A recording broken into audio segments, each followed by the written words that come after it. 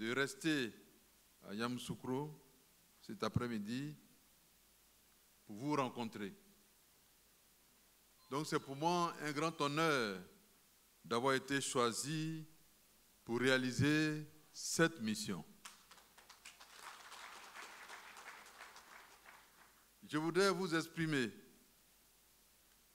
notre reconnaissance pour tous les cadeaux que vous m'avez confiés pour lui et son épouse et pour les grands cadeaux que vous m'avez faits.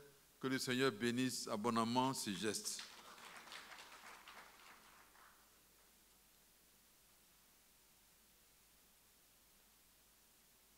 C'est extraordinaire d'être ensemble et de parler de paix. Parce que quand dans les siècles derniers, les siècles anciens,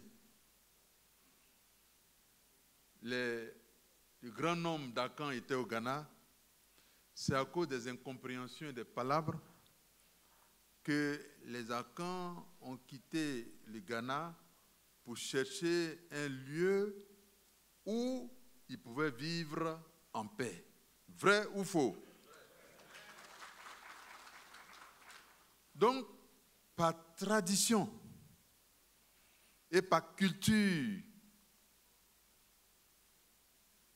le peuple baoulé et tous les groupes Akans venus du Ghana sont des peuples qui recherchent constamment la paix.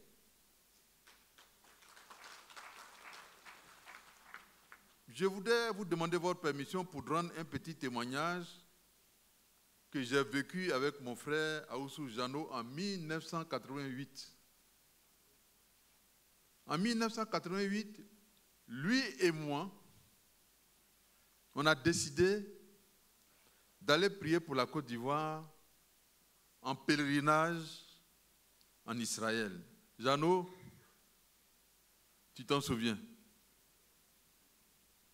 Parce que on a commencé à sentir qu'il y avait un peu de fébrilité dans l'ambiance politique. Donc, on est allé chercher la paix pour la Côte d'Ivoire.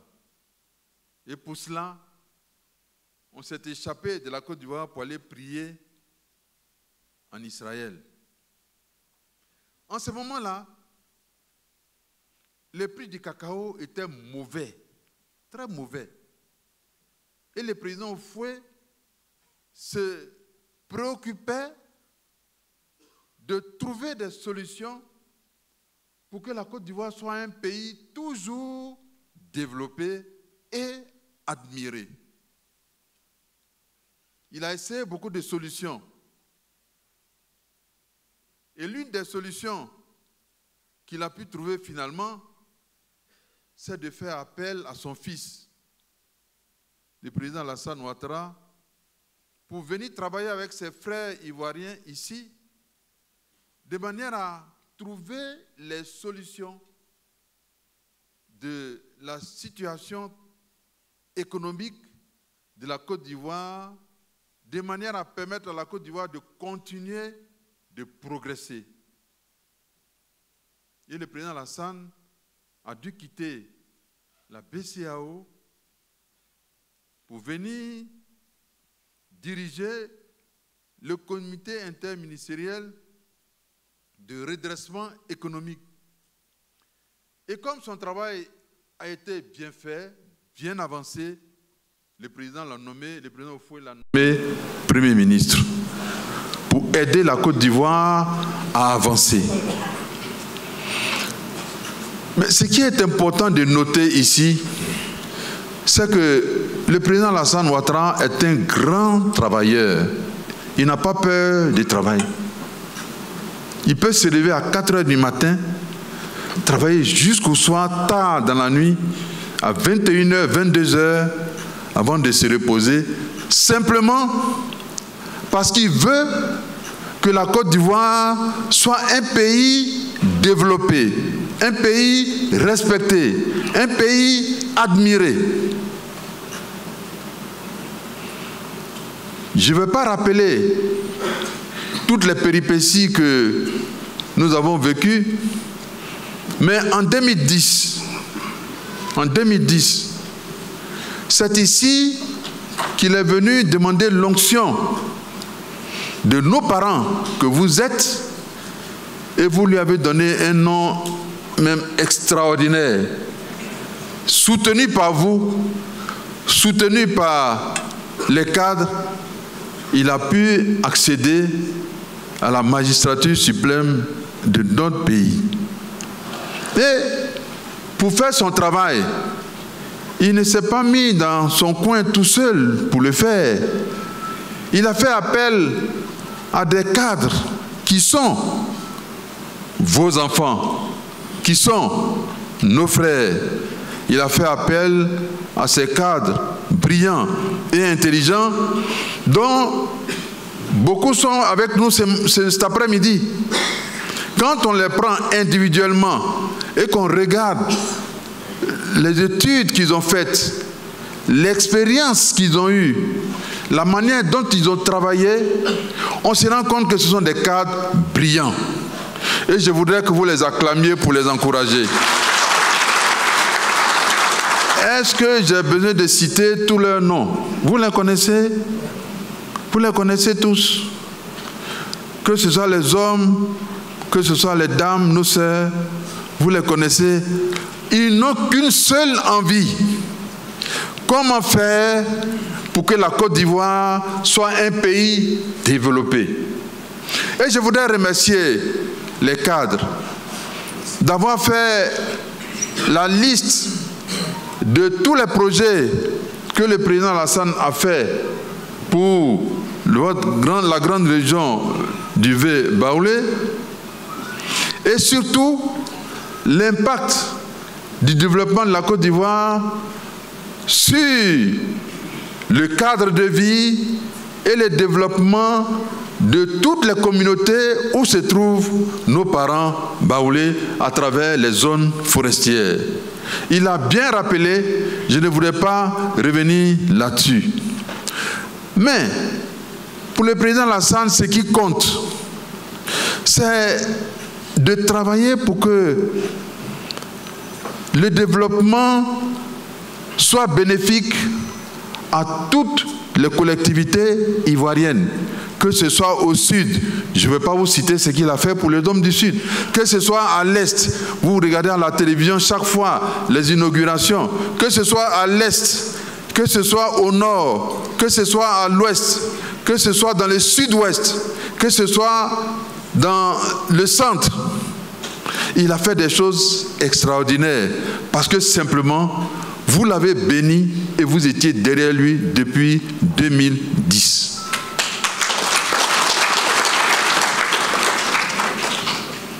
Ce que je suis venu vous dire ce soir de sa part, c'est qu'il a une ferme volonté de transformer tout le Baoulé en un grand chantier dans les années à venir, dans les mois à venir.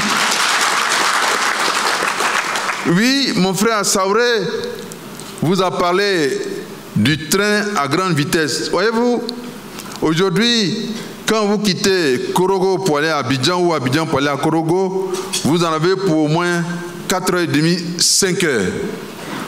Mais, c'est parce que là, les routes sont bonnes. Mais avant, quand les routes étaient mauvaises, on pouvait passer toute une journée entre Abidjan et Korogo.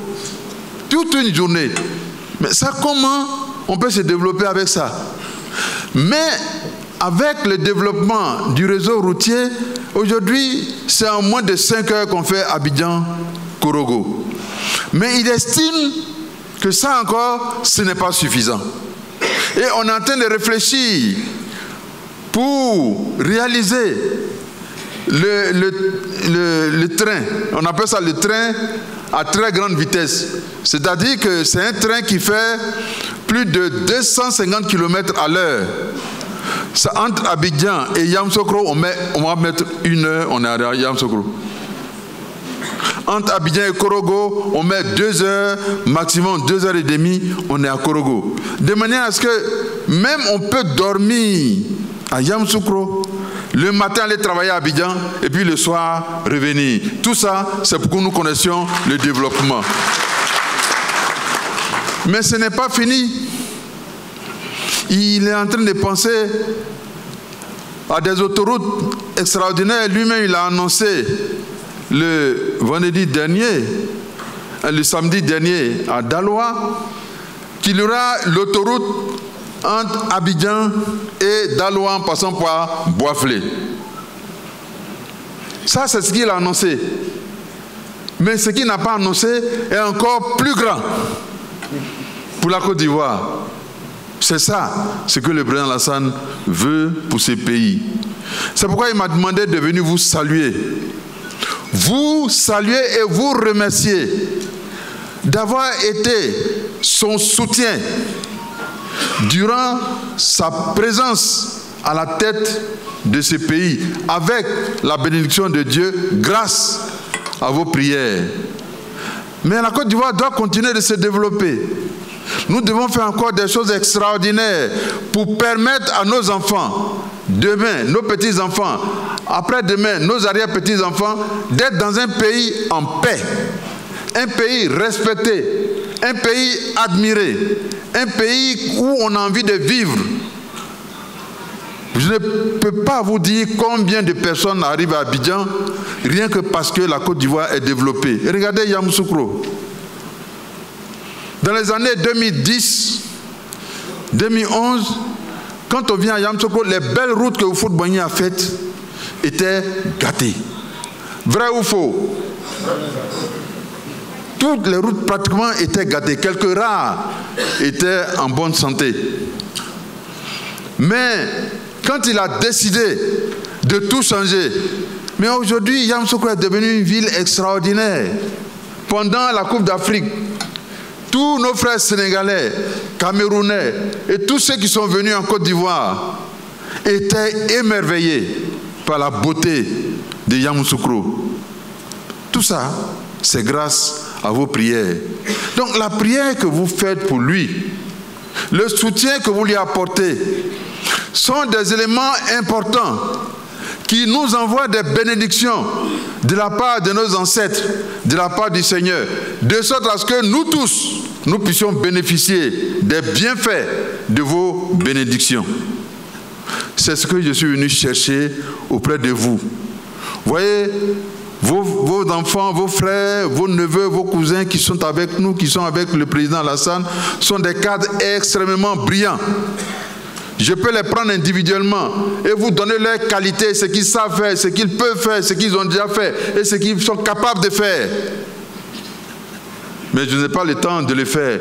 Simplement retenez que le président Alassane a envie de continuer de travailler avec eux. Mais en plus de travailler avec d'autres cadres qu'ils vont former pour les lui présenter. Et il va les utiliser pour que demain, la Côte d'Ivoire soit un grand et très beau pays.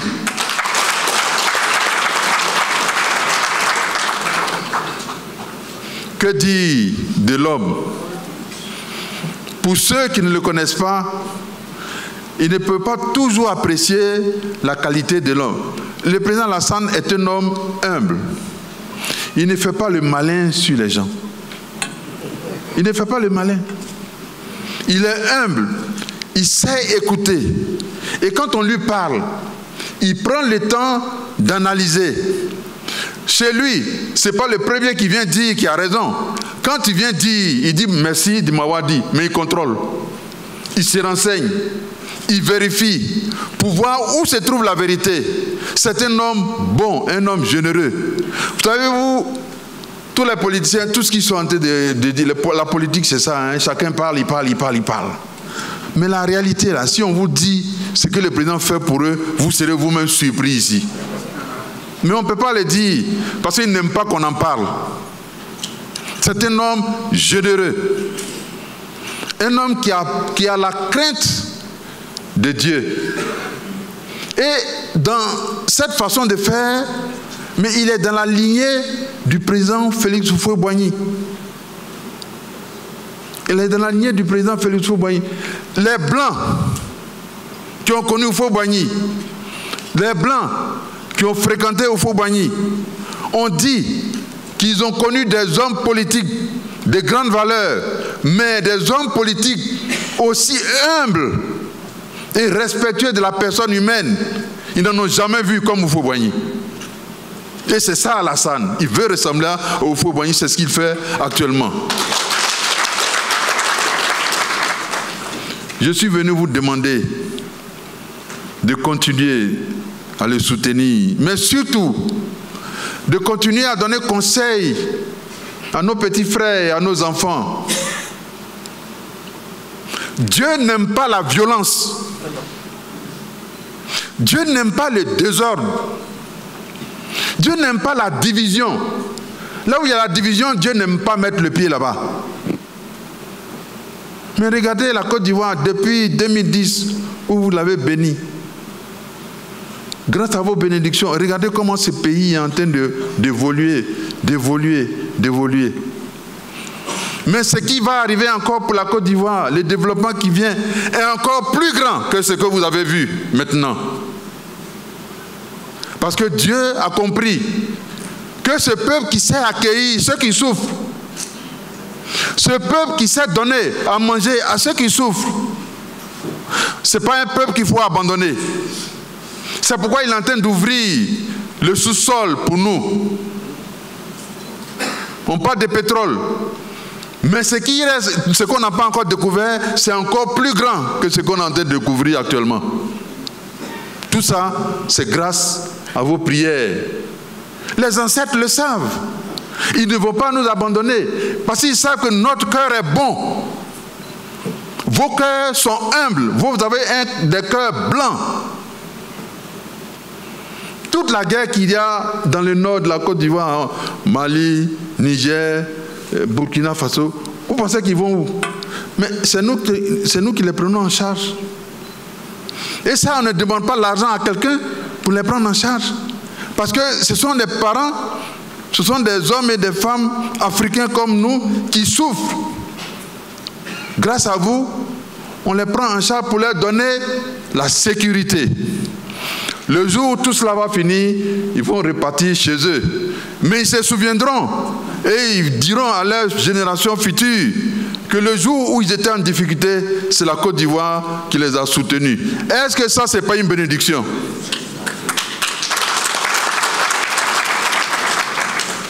Le président Alassane ne veut pas de palabres dans ce pays. Je vous demande pardon. Il ne veut pas de palabres dans ce pays. Si on était toujours en train de faire palabre, est-ce que nos parents allaient pouvoir avoir du cacao qu'aujourd'hui on achète à 2800 francs le kilogramme? Est-ce qu'ils pourraient avoir ça? Non. Dans un pays en palabre, on ne fait pas de cacao. On entend des bruits de bang, bang, bang, bang, bang. Voilà. Les bang, bang là, ça ne donne pas à manger. Il faut que nous soyons un pays de paix et de fraternité. C'est ce que le président Alassane attend de ses parents que vous êtes. N'oublions pas que si c'est sur la terre Baoulé qu'il est né, il est né à Dembokro.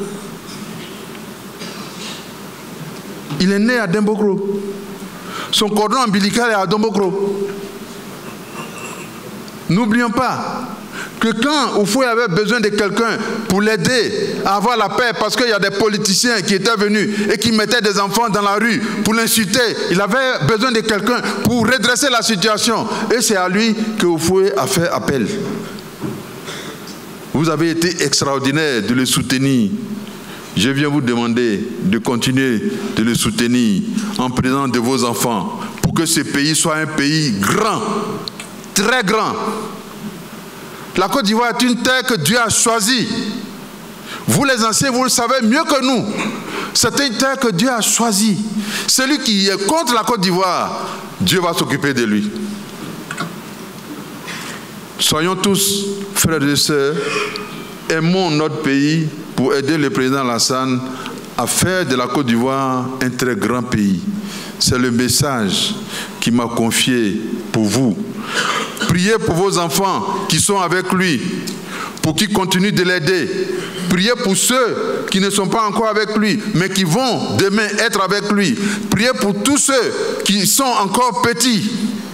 N'oublions pas que le grand baobab qu'on voit, la graine du baobab contient le baobab. La graine du baobab contient le baobab. Ceux qui sont encore petits, demain, grâce à vos prières, c'est ceux qui vont diriger ce pays. Que Dieu bénisse le peuple baoulé et que Dieu nous donne d'être des frères et des sœurs. Je vous remercie.